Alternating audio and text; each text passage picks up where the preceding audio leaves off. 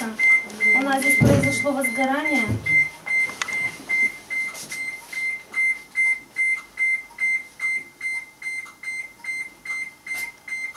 Здравствуйте, инфекционная больница беспокоит.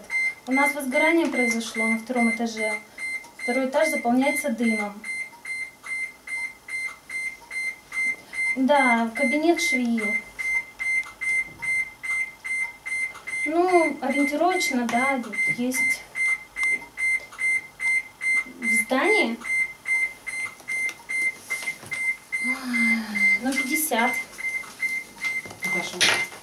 Ну, мы применили свои... Вот я посчитала.